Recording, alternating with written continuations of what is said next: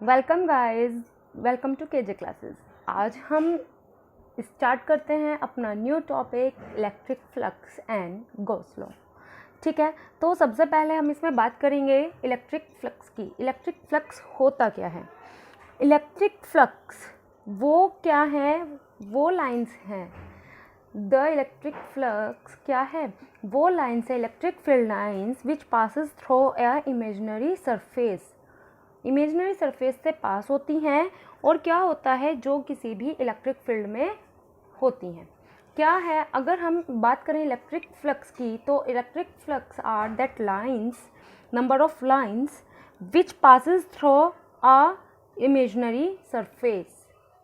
ठीक है, तो क्या है, अगर आपके पास कोई भी इमेजिनरी सरफेस ले लीजिए, इसके थ्रू लाइन पासेस हो रही है, इलेक्ट्रिक फील्ड लाइन पासेस हो रही हैं, तो क्या है, यहाँ पे मान लिया सरफेस है आपका, स्मॉल सरफेस के लिए बात करते हैं यहाँ पे, वो है आपका ds। ओके, और इलेक्ट्रिक फील्ड लाइंस हो जाएगी आपकी E।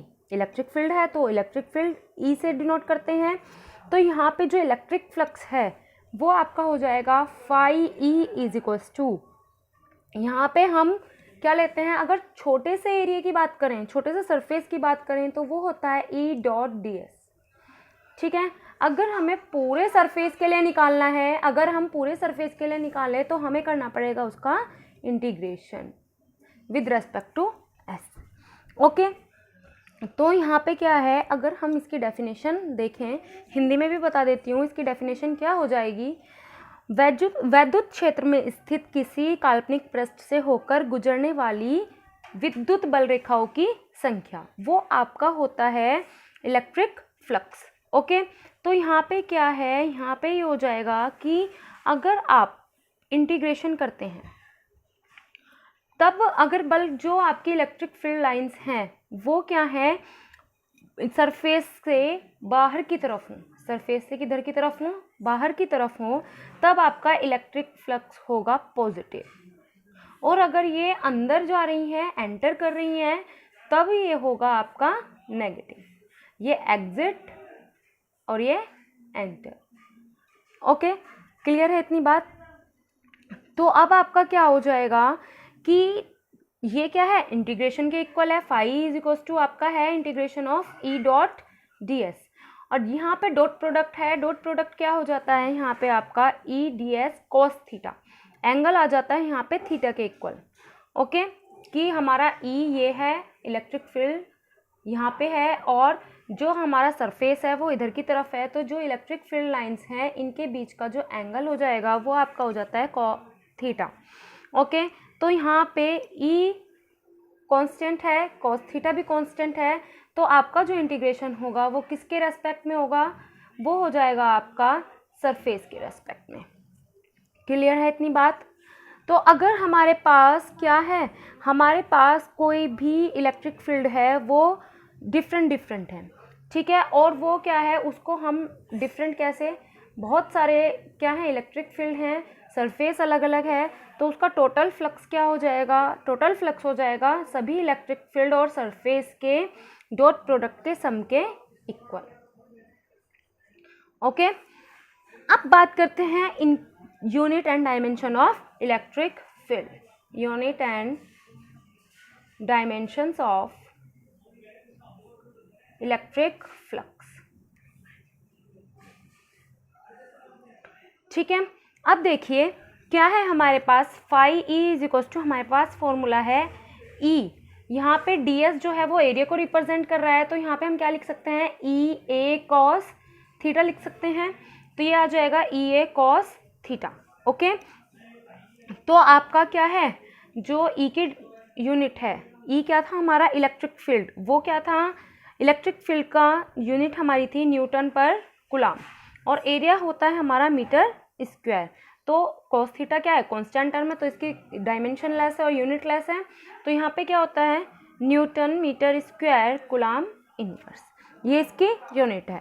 और अगर हम डायमेंशन की बात करें, तो डायमेंशन क्या हो जाएगी, डायमेंशन ऑफ फाई E वो क्या होगी, अब ले लीजिए E के लिए क्या होता है हमारा MLT-2 डिवाइडेड बाय AT। ठीक है, और एरिया की ये क्या हो जाएगा यहाँ से ml³ t-3a-1। ओके, क्लियर है इतनी बात। ये है आपका क्या डायमेंशन एंड यूनिट। अब देख लेते हैं कुछ स्पेशल कंडीशंस देखते हैं। स्पेशल कंडीशंस कैसी आ जाती हैं? स्पेशल कंडीशंस,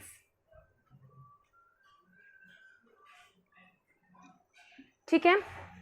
अगर क्या है आपके पास theta is equals to 0 degree, इसका मतलब क्या है, जो आपका इलेक्ट्रिक फील्ड है और आपका एरियल वेक्टर है, एरिया वेक्टर है, तो वो क्या हो जाएगा, वो एक ही सेम डायरेक्शन में हो।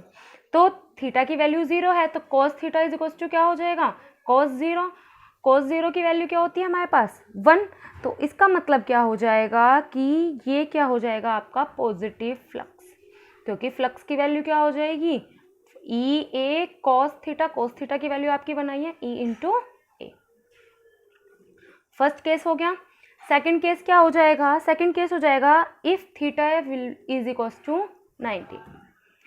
ठीक है, मतलब ये कोई आपका सरफेस है और एरिया जो आपका सरफेस है वो ऊपर की तरफ वर्क कर रहा है और आपका ई इलेक्ट्रिक फील्ड क्या है इधर की तरफ एक्स एक्सिस पर है। तो अब क्या हो जाएगा 90 डिग्री है हमारा, तो cos theta is equals to cos 90 degree is equals to 0। Okay, cos 90 की वैल्यू 0 है तो फाई ई आपका क्या हो जाएगा 0। तो इसका मतलब क्या है, किसी भी इलेक्ट्रिक फील्ड में अगर कोई भी क्या रख दिया जाए सरफेस पे, कोई भी इलेक्ट्रिक फ्लक्स वर्क करे परपेंडिकुलर में, तो वहाँ पे जो फ्लक्स होता है वो 0 हो जाता है।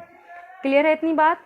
अब देख लेते हैं अगर क्या हो, थर्ड केस क्या आ जाता है, कोई भी सरफेस है आपका, ये इलेक्ट्रिक फील्ड किधर की तरफ एक्स एक्सिस की पॉजिटिव साइड में वर्क कर रहा है और आपका जो एरियल वेक्टर है वो आपका क्या है एक्स एक्सिस की नेगेटिव साइड में वर्क कर रहा है, means theta is equals to 180 degree.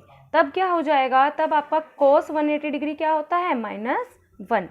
तब phi E is equals to क्या हो जाएगा -EDS या -EA। ठीक है, इसका मतलब क्या है कि अगर आपका को इलेक्ट्रिक फ्लक्स क्या हो कि यहाँ पे इलेक्ट्रिक फील्ड और सरफेस एरिया क्या वर्क करें, एक दूसरे के परपेंडिकुलर वर्क ना करके एक दूसरे की विपरीत दिशा में वर्क करे, अपोजिट डायरेक्शन में वर्क करे, तब आपका क्या हो जाएगा इलेक्ट्रिक फ्लक्स आपका नेगेटिव हो जाएगा। ठीक है, अब देखते हैं डिपेंडेंस। आप देख रहे हैं कि डिपेंड कहाँ पे कर रहा है कि कोई भी जो इलेक्ट्रिक फ्लक्स है वो चार्ज पर डिपेंड कर रहा है और उसके मीडियम पर डिपेंड कर रहा है। चार्ज पर कैसे, phi is equals to EDS है, तो यहाँ पे क्या हो जाएगा F/Q, है ना। क्या होता है इसकी E को क्या लिख सकते हैं F/Q।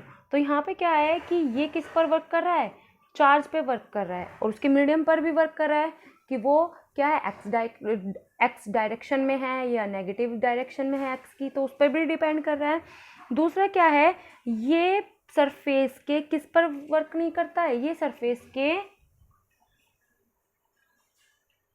आकार पर, शेप पर वर्क नहीं करता है। ओके, और ना ही ये वर्क करता है कि आपका जो चार्ज है वो किस तरह से डिस्ट्रीब्यूट हो रहा है।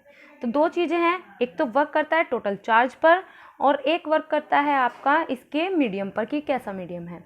दूसरा किस पर वर्क नहीं करता है, शेप पर और इसके कि इसमें चार्ज डिस्ट्रीब्यूटिव है या नहीं है। ओके, क्लियर है इतनी बात। अब आता है आपका गॉस थ्योरम। ठीक है, तो गॉस थ्योरम क्या है, गॉस थ्योरम देख लेते हैं। गॉस की प्रमेय या गॉस लॉ भी बोल सकते हैं आप इसे। तो गॉस ने कहा कि जो आपका कोई भी क्लोज सरफेस है उससे कोई भी इलेक्ट्रिक फ्लक्स गुजर रहा है, पास हो रहा है, तो जो उसका चार्ज होगा कितना, चार्ज क्या होता है Q, चार्ज का इलेक्ट्रिक फ्लक्स 1/ε0 का मल्टीपल होता है। इसने कहा कि कोई भी आपका क्लोज्ड सरफेस है तो उससे जो भी इलेक्ट्रिक फ्लक्स पास होगा तो वो किसके चार्ज के 1/एप्सिलॉन नॉट गुना होता है।